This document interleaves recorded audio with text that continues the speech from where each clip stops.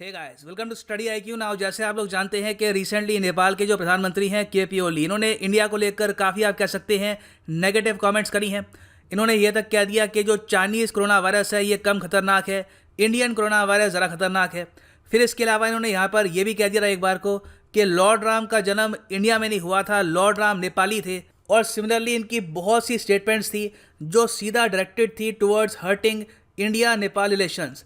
Now Indian government का यहाँ पर फोकस रहा है India Nepal long term relations. India ने यह डिसाइड किया है कि हम डायरेक्टली रिप्लाई नहीं करेंगे केपी ओली की स्टेटमेंट का, हम यहाँ पर फोकस करेंगे नेपाल के साथ लॉन्ग टर्म रिलेशंस बिल्ड करने में। और इसलिए इंडिया ने यह डिसाइड किया है कि हम लोग एक सेकेंड पेट्रोलियम पाइपलाइन बिल्ड करेंगे between India and Nepal. So discuss करेंगे इस टॉपिक के बारे में, बहुत कुछ आपको जानने को मिलेगा। So a lot to know, a lot to discuss as always. But before we begin, Google play store पर जाओ, डाउनलोड करो यहाँ पर स्टडी आईक्यू एजुकेशन ऐप, और यहाँ पे आप परचेज कर सकते हैं हमारा फ्लैगशिप यूपीएससी कोर्स, जिसके लिए ईएमआई ऑप्शन अवेलेबल है। Don't forget to subscribe to our channel. और आपको अगर मेरी पुरानी वीडियोस, नई वीडियोस की नोटिफिकेशन चाहिए, एक प्रॉपर लिस्ट चाहिए of every video I have ever made, तो टेलीग्राम ऐप पर जाओ, यहाँ पे सर्च करो @धवन सर और इस चैनल को ज्वाइन कर लो। ऑलरेडी यहाँ पर करीब 1,60,000 लोग ज्वाइन कर चुके हैं। सो join the channel today. Now first of all, Nepal के जो करंट पॉलिटिकल डायनामिक्स हैं ये आपको समझने होंगे, उससे आप समझ पाएंगे कि इंडिया और नेपाल के रिलेशंस पर इसका क्या इम्पैक्ट होगा। नाउ पिछले कुछ महीनों में केपी ओली की तरफ से जो भी एंटी इंडिया स्टेटमेंट आई थी, इसके पीछे एक ही रीज़न था।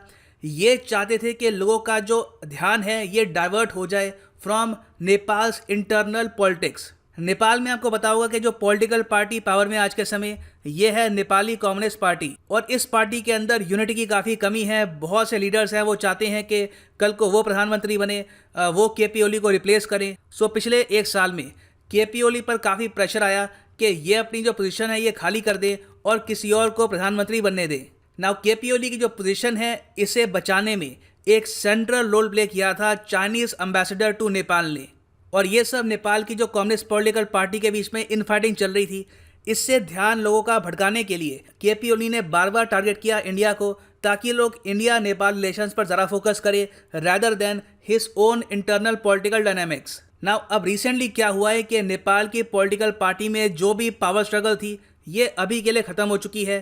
प्रचंड जो एक बहुत ही बड़े नेता हैं नेपाल में, इन्होंने ये डिसाइड किया है कि अभी के लिए ये केपी ओली को फोर्स नहीं करेंगे to step down as prime minister. अभी के लिए जो पावर शेयरिंग फॉर्मूला है वो ये है कि प्रचंड फोकस करेंगे ऑन पार्टी रिलेटेड इश्यूज और केपी ओली प्राइम मिनिस्टर की कुर्सी संभालेंगे। सो इसका मतलब ये है कि केपी ओली मोस्ट प्रॉब्ली अपनी जो कंप्लीट टर्म है एज प्राइम मिनिस्टर ये पूरी करेंगे।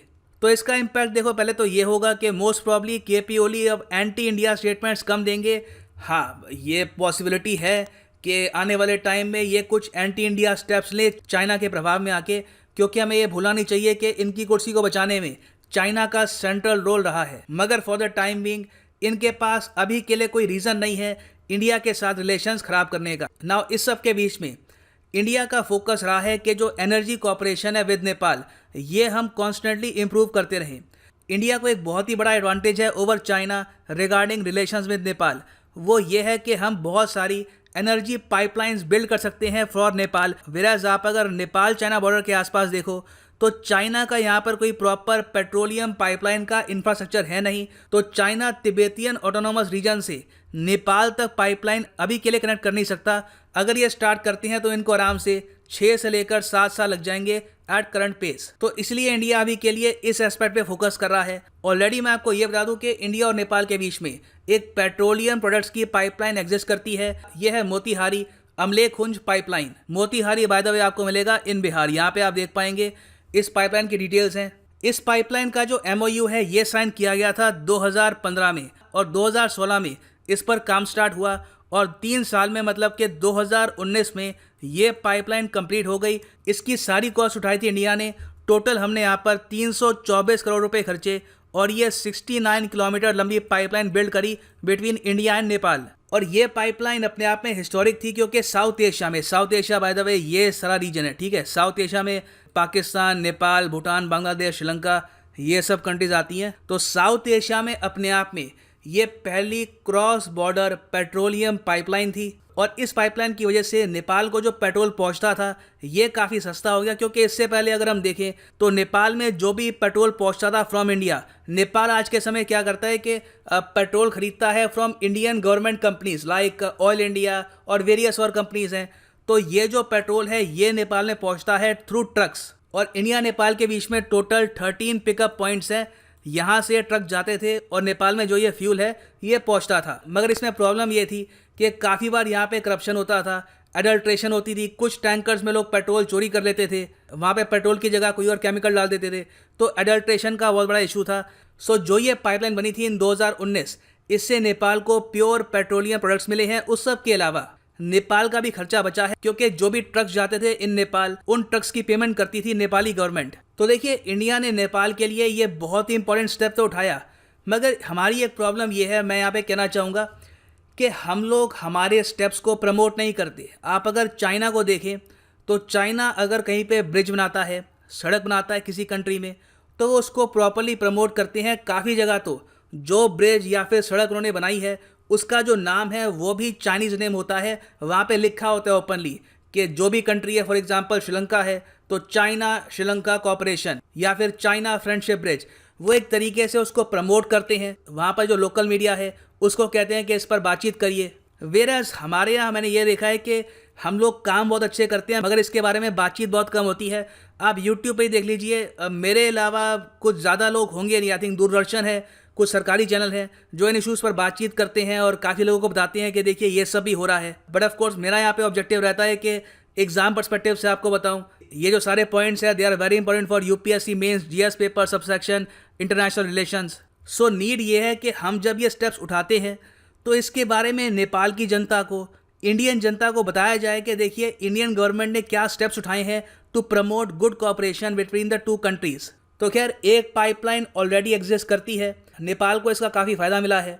अब इंडिया ने डिसाइड किया है कि सेकंड पाइपलाइन हम बिल्ड करेंगे बिटवीन इंडिया एंड नेपाल, और इसके ऊपर स्टडी स्टार्ट हो चुकी है।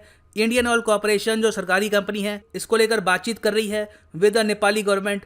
रिसेंटली एक बहुत ही इंपॉर्टेंट वीडियो कॉन्फ्रेंस हुई है जहां पर इंडियन गवर्नमेंट के ऑफिशियल्स, उसके अलावा representatives from Indian Oil, GAIL, HPCL, ये सब प्रेजेंट थे। नेपाल की तरफ से इनके विदेश मंत्री और इनके जो फाइनेंस मिनिस्टर हैं ये भी यहाँ पर थे। तो काफ़ी यहाँ पर बातचीत हुई और निष्कर्ष ये निकला है कि जिस तरीके से बिहार से लेकर नेपाल में एक पाइपलाइन बिल्ड करी थी, उसी तरीके से मोस्ट प्रॉब्ली 2023-24 तक इंडिया से नेपाल तक एक और पाइपलाइन हम बिल्ड करेंगे। It can be from Uttar Pradesh, it can be from some other region, मगर इंडिया का फोकस ये है कि लॉन्ग टर्म में नेपाल के साथ जो रिलेशंस हैं ये मेंटेन करके हम रखें, और नेपाल की जो जनता है, नेपाल की जो मासेस हैं, जो वहाँ पे पॉपुलेशन है, उनके बीच में एक गुडविल हो अबाउट इंडिया। अब ये सब करना काफ़ी इंपॉर्टेंट है, क्योंकि रिसेंटली चाइना ने क्या किया है कि नेपाल में बहुत सारी NGOs ओपन कर दिए हैं, और जो नेपाली NGOs हैं उनको फंडिंग करना स्टार्ट कर दिया है, और उनको ये कहा है कि आप एक स्टडी पब्लिश करो, आप बहुत सारे रिसर्चर्स को बुलाओ और एक स्टडी पब्लिश करो कि जो नेपाल के गुरखा हैं वो जो इंडियन आर्मी को ज्वाइन करते हैं, इससे नेपाल को कैसे बेनिफिट होता है, इसके बारे में एक क्रिटिकल एनालिसिस करो। यहाँ पे आप देख पाएंगे द इकोनॉमिक टाइम्स का आर्टिकल है, why are Gurkhas joining the Indian army, China wants Nepali NGO to audit. तो आने वाले 2 से लेकर 3 साल में चाइना मोस्ट प्रॉब्ली नेपाल में जो मीडिया हाउसेस हैं, जो इनके NGOs हैं, इनको फंडिंग देगा, इनको प्रभावित करेगा कि क्यों ना नेपाल जो अपने रिलेशंस हैं इंडिया के साथ, इसको रीडिफाइन करे, काफ़ी जो पुरानी ट्रीटीज़ हैं इसको ख़त्म करे और ज़्यादा चाइना सेंट्रिक हो जाएं। तो ये चाइना की कोशिश रहेगी इन द लॉन्ग रन। ये जो पूरा गेम प्लान है ये आराम से आने वाले 10 साल में प्ले आउट होगा। तो इंडिया को अगर चाइना को काउंटर करना है तो उसके लिए इंश्योर करना होगा कि जो हमारे स्टेप्स हैं ये एवरेज नेपाली सिटीज़न को फ़ायदा दे, जो इस केस में देंगे भी। और साथ ही साथ मैं ये भी मानता हूँ कि इन स्टेप्स को प्रमोट करना काफ़ी इंपॉर्टेंट है टू एंश्योर कि नेपाल के लोगों तक ये बात पहुँचे कि इंडिया उनके लिए क्या अच्छे काम कर रहा है। So right now this is the end of this video. Thanks for listening and as always god bless you all.